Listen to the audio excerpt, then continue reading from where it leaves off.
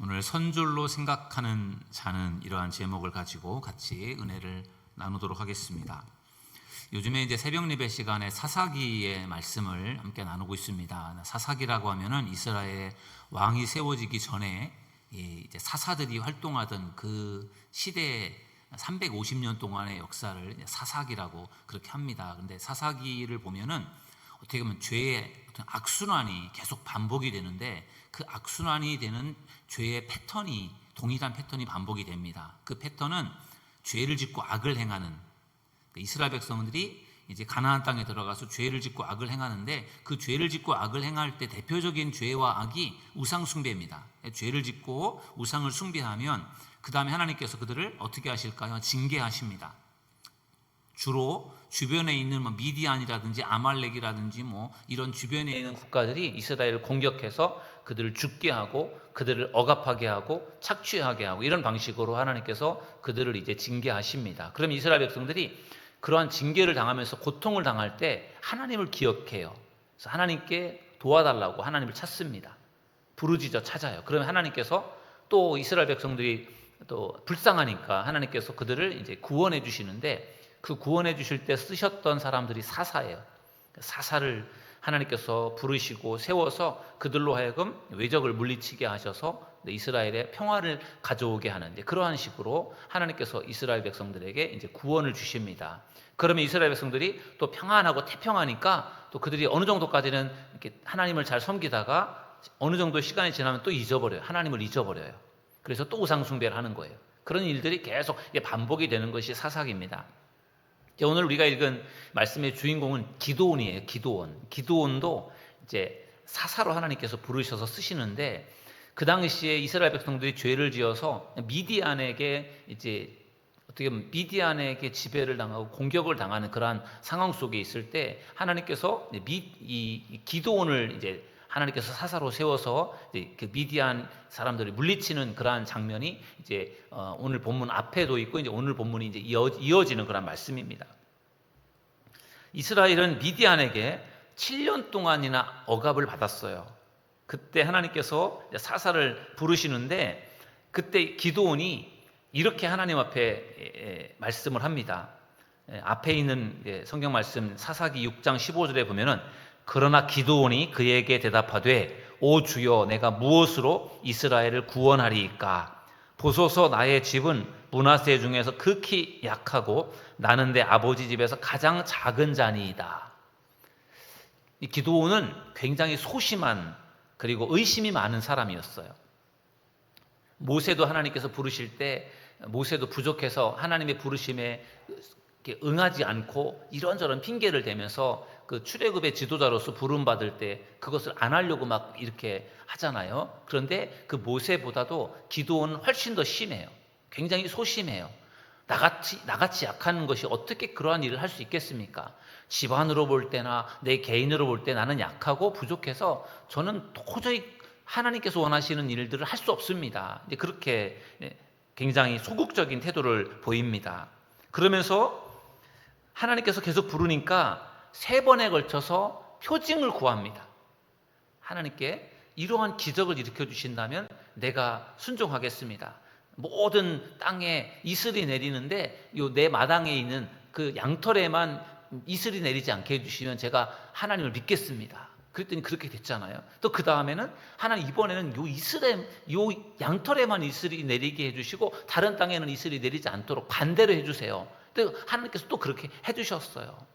의심이 많아서 정말 도저히 내가 할 수 있을까 믿어지지가 않았던 이 기드온이 하나님께서 그런 기적을 또 표징을 보여주시니까 이제 순종을 합니다.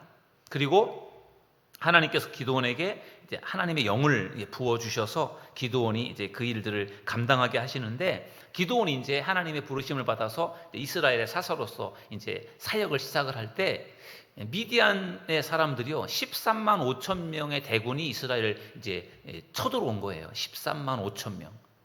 그래서 그들과 싸우려고 이제 기드온이 군사를 모집을 했는데 몇 명이 모였느냐? 3만 2천 명이 모였어요. 그러니까 미디안은 13만 5천 명인데 이스라엘은 3만 2천 명이니까 상대도 안 될 만큼 숫자적으로 볼 때 굉장히 이스라엘이 인원이 적은 거죠. 10만 명이나 더 이제 미디안이 더 많아요. 그러니까 13만 5천 명과 3만 2천 명이 싸운다. 이게 쉽지 않은 싸움이잖아요. 그런데 하나님께서는 기드온에게 뭐라고 하셨죠? 너무 많다. 3만 2천 명 너무 많으니까 좀 두려워하는 사람들은 돌려보내라. 그래서 기드온이 모였던 군사들 중에서 혹시라도 너희들 중에 좀 무섭고 두려운 그 사람들 있으면 집으로 돌아가라. 그랬더니 2만 2천 명이 돌아갔어요. 그리고 1만 명이 남았습니다. 3만 2천 명도 인원이 적은데 그 중에 2만 2천 명이 돌아가고 1만 명밖에 안 남았는데 1만 명이 이제 13만 5천 명과 싸워야 되는데 근데 1만 명이 남았는데 하나님은 아직도 많다는 거예요. 그러면서 하나님께서 뭐라고 말씀하셨느냐? 더 돌려보내라. 근데 이번에는 어떻게 그 1만 명을 이제 1만 명 중에서 정의 용사를 뽑아내는데 어떤 방식으로 하나님께서 뽑아내느냐 하면은요, 그 1만 명을 물가로 데려가라 말씀하셨어요. 그리고 물가로 데려가서 물을 마시라 할 때 그 물을 마시는 그 태도를 보면서 이렇게 하나님께서 이제 구분을 하시는데 크게 두 종류의 사람들이 있었어요. 그냥 무릎을 꿇고 입을 물속에다 대고 이렇게 무릎을 꿇고 얼굴을 물속에 집어넣고 물을 마시는 그런 사람들이 있었고 또 한 종류는 이렇게 손으로 물을 떠서 입으로 먹는 이런 사람들이 있었어요. 마치 개처럼 물을 핥아 먹는 사람들, 손으로 물을 떠서 핥아 먹는 사람, 이렇게 크게 두 종류로 나누어지는데 무릎을 꿇고서 물을 먹은 사람들이 9,700명이었고 손으로 물을 떠서 개가 물을 핥아먹듯이 물을 먹은 사람들이 300명이었어요. 근데 하나님께서는 300명을 이제 구별을 해서 300명을 데리고 싸워라. 그리고 나머지 9,700명을 돌려보내라고 한 거예요. 3만 2천 명도 적은데 1만 명도 인원이 적은 인원인데 그 중에서 300명만 남기고 다 돌려보내고 이 300명을 데리고 이 13만 5천 명과 싸우라는 거예요.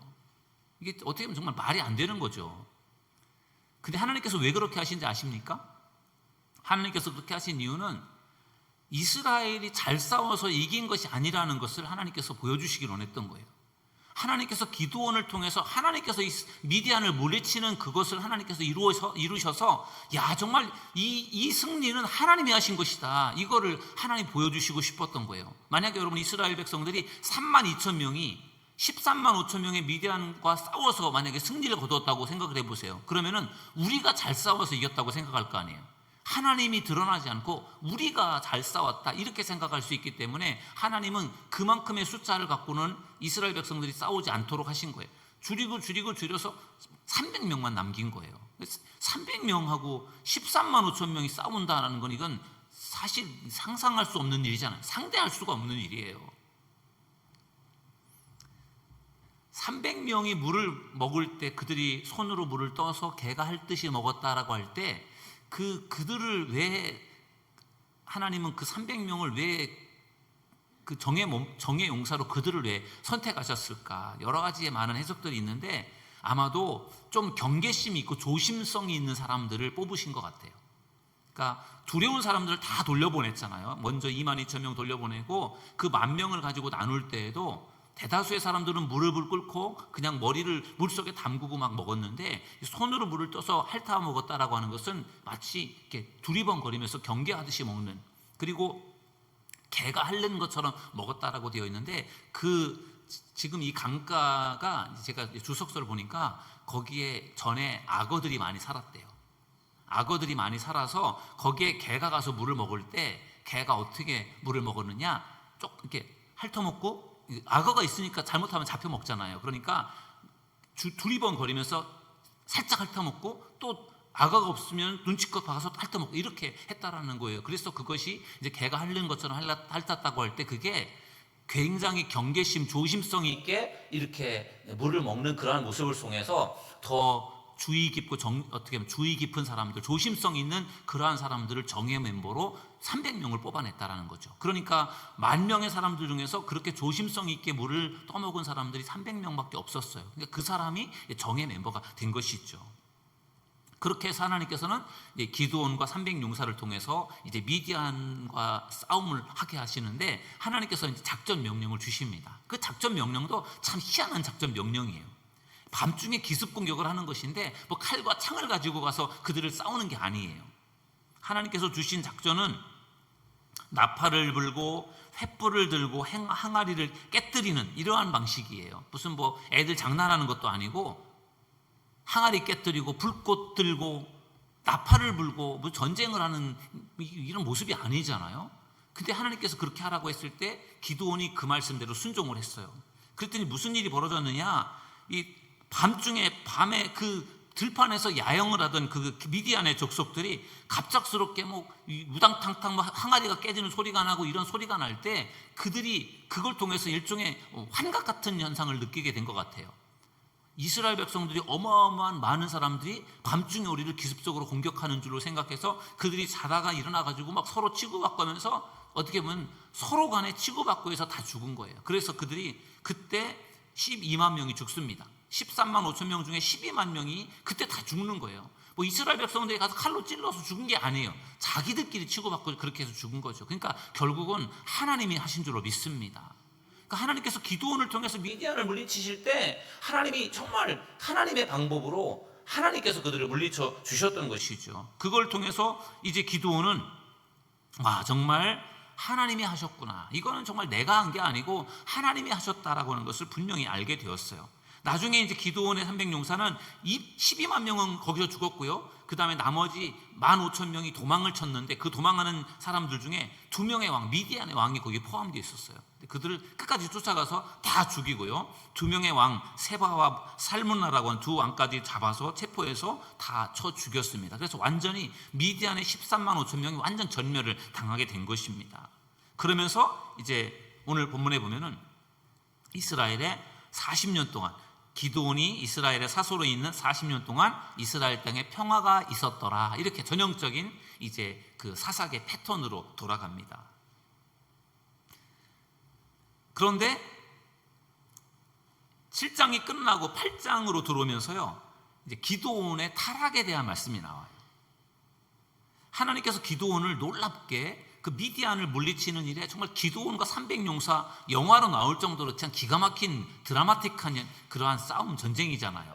정말 이스라엘 백성들이 그 애굽을 탈출해 나와서 첫 번째로 아말렉과 전쟁을 할 때에도 여호수아가 나가서 전방에서 싸우고 모세는 산에 올라가서 여호수아 갈렙과 함께 기도하는 그러한 전쟁에서 아말렉을 물리치고 승리하는 것도 굉장히 드라마틱한데, 근데 이 기드온과 300용사가 그 13만 5천 명을 쳐서 물리치는 이건 정말 대단한 일이잖아요. 엄청난 그런 기적 같은 일을 이루어냈던 사람이 바로 기드온인데, 그가 말년에 가서 어떻게 달라지는가를 한번 보려고 합니다.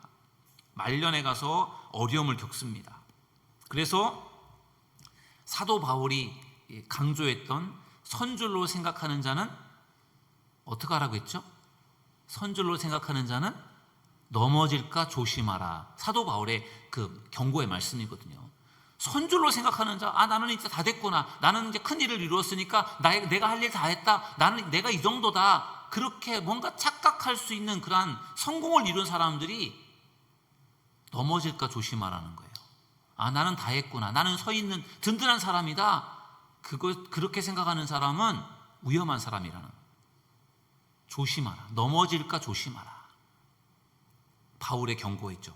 그것이 바로 기드온에게 적용되는 그런 말이었던 것 같아요. 기드온이 미디안의 족속을 다 물리쳤어요. 그러니까 그거를 이스라엘 백성들이 다 봤잖아요. 300명을 가지고 13만 5천 명을 물리치는 이 엄청난 이 기드온, 이 엄청난 장군의 모습을 사람들이 보면서 거기에 혹 반해버리는 거죠. 그래서 사람들이 기드온에게 우리의 왕이 되어달라고 그렇게 부탁을 합니다. 그때 이 기드온이요, 거절을 해요. 그 이유는 하나님만이 왕이시고 나는 왕의 자격이 없습니다. 정말 겸손하고 인격적인 그러한 기드온의 모습이에요.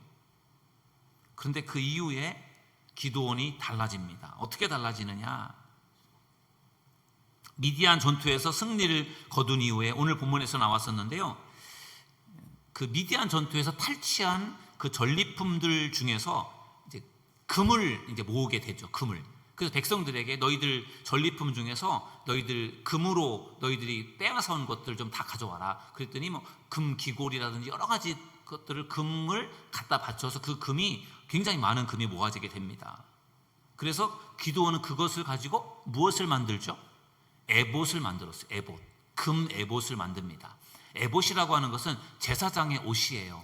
제사장이 입는 옷인데 그 에봇이라고 하는 제사장이 입는 옷은 거기에 우림과 둠밈이라고 하는 일종의 하나님의 뜻을 분별하는 데 쓰는 그러한 보석도 그 에봇이라는 그 옷에 있어요. 그래서 제사장이 착용하는 옷이지만 그 옷은 하나님의 뜻을 구하는 데 쓰여졌던 그러한 의미가 있는 옷이었어요.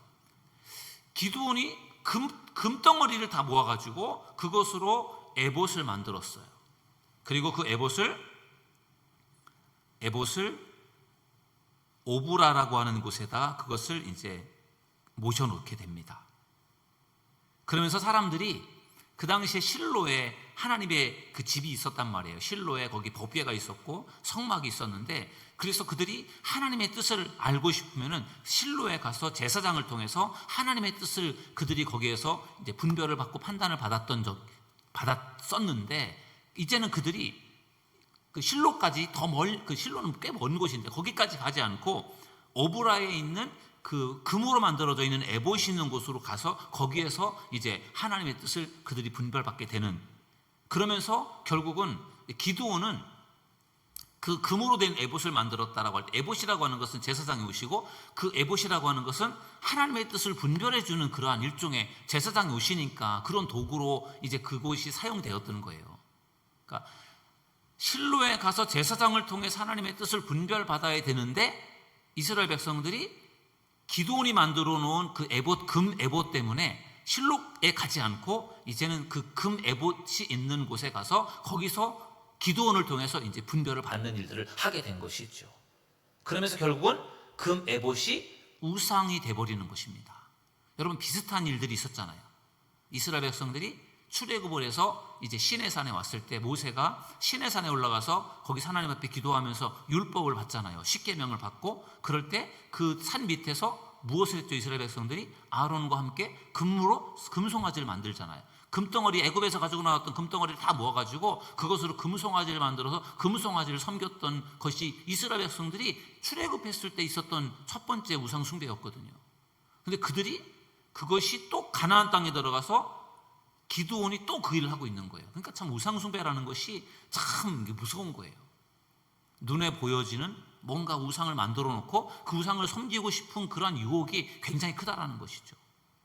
기드온의 문제는 이스라엘 백성들로 하여금 실로에 가서 거기에서 하나님 앞에 예배를 드리고 제사를 드리면서 그곳에서 제사장을 통해서 하나님의 올바른 뜻을 분별하도록 하는 것이, 그게 그 당시에 순리였는데, 그것을 금 에봇을 만들어서 이스라엘 백성들이 하나님 앞에 가서 하나님의 뜻을 묻는 것이 아니라 자기에게 와서 그 금 에봇 앞에서 하나님의 뜻을 묻도록 그렇게 이스라엘 백성들을 잘못된 길로 인도한 것이죠. 그러면서 이제 금 에봇이 마치 우상처럼 돼버린 거예요. 사사기 8장 27절에 보면 이렇게 말씀하고 있어요.